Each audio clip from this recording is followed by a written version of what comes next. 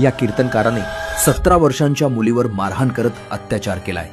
पारनेर इथल्या श्री दुर्गादेवी वारकरी शिक्षण संस्थेचा अध्यक्ष कीर्तनकार यशवंत एकनाथ थोरात यांनी 4 वर्षांपासून अल्पवयीन मुलीचं शोषण केल्याचा धक्कादायक प्रकार समोर आलाय. तर पीडित मुलगी आणि यशवंत थोरात हे शेजारी राहायचे, त्यामुळे दोन्ही कुटुंबांमध्ये जवळचे संबंध होते. आणि त्या मुलीचा सख्खा भाऊ यशवंत थोरात यांच्या संस्थेत कामाला सुद्धा होता.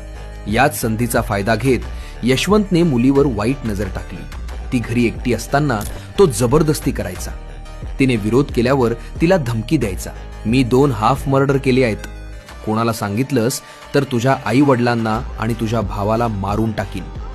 हे सगळं 5 वर्ष सुरूच होतं. पण 10 मार्च 2026ला या यशवंतने अमानुषपणाचा कळसच गाठला. त्याने त्या मुलीला फोन करून घरी बोलावलं. ती नाही म्हणाल्यावर तिला जीवे मारण्याची धमकी दिली. शेवटी भीतीपोटी ती त्याच्या घरी गेली. यशवंतने तिला कॉम्प्युटर रूममध्ये नेऊन बांबूने आणि चपलेने बेदम मारहाण केली. एवढंच नाही तर त्याने गॅसवर लोखंडी पक्कर गरम करून तिच्या शरीरावर चटके दिले आणि त्यानंतर तिच्यावर अत्याचार केला. पीडित मुलीला अक्षरशः चालताही येत नव्हतं. पण अखेर तिने धाडस करून भावाला घडलेला प्रकार सांगितला आणि या भोंदू बाबाचं पाप जगासमोर आलं. दरम्यान पोलिसांनी यशवंत थोरातला ताब्यात घेतलं असून पॉक्सो आणि अत्याचाराचे गंभीर गुन्हे दाखल केलेत.